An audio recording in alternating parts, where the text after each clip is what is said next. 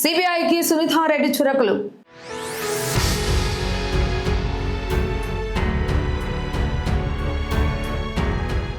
YS Vivekananda Reddy హత్య case దర్యాప్తులో అనూహ్య పరిణామం చోటు చేసుకుంది.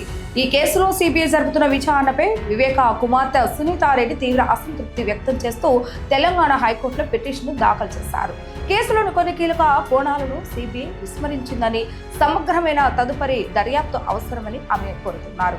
అసలు సిబిఐ దర్యాప్తులో లోపాలు ఎక్కడ ఉన్నాయి, సునీతారెడ్డి లేవనెత్తుతున్న అనుమానాలేంటి, హైకోర్టు విచారణలు ఏం జరగబోతుంది ఇప్పుడు చూద్దాం.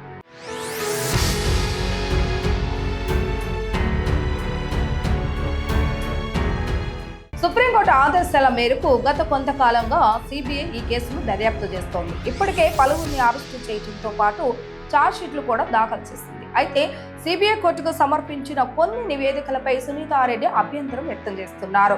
కొందరి పాత్ర లేదంటూ సిబిఐ ఇచ్చిన క్లీన్ చీట్ ను ఆమె సవాల్ చేశారు. ఫోన్ కాల్ డేటా, సాంకేతిక ఆధారాల విశ్లేషణలో కొన్ని లూప్ హోల్స్ ఉన్నాయని, వాటిని సిబిఐ పూర్తి స్థాయిలో విచారించలేదని ఆమె తన పిటిషన్లో పేర్కొన్నారు.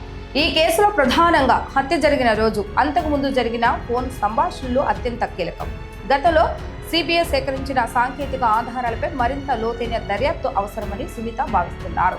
కొన్ని వ్యక్తుల మధ్య జరిగిన లావాదేవీలు, కీలక సమయంలో వారి లొకేషన్లు మరియు కాల్ డేటాపై ఉన్న సందేహాలకు సిబిఐ సమాధానం ఇవ్వలేదని ఆమె వాదిస్తున్నారు. ఈ మేరకు సిబిఐ కోర్టు ఇచ్చిన పాత ఉత్తర్వులను పక్కన పెట్టి కేసును మళ్లీ క్షుణ్ణంగా పరిశీలించాలని హైకోర్టు కోరారు.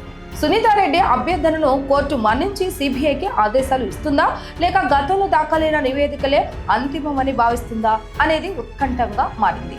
ఈ కేసు ఇప్పటికే రాజకీయంగా పెను దుమారం రేపుతున్న తరుణంలో హైకోర్టు తీసుకునే నిర్ణయం దర్యాప్తు గతిని మార్చే అవకాశం ఉంది. న్యాయ నిపుణులు సైతం ఈ పిటిషన్ను అత్యంత కీలకంగా పరిగణిస్తున్నారు.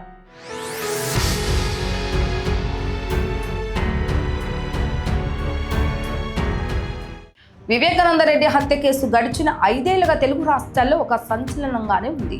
ఎన్ని మలుపులు తిరిగినా అసలైన దోషులు ఎవరన్నది తేలాలని ఆయన కుమార్తె సునీత తన పోరాటాన్ని కొనసాగిస్తూనే ఉన్నారు. తాజా పిటిషన్తో ఈ కేసు మళ్లీ మొదటికొస్తుందా, లేక క్లైమాక్స్ దిశగా అడుగులు పడతాయా అనేది వేచి చూడాలి.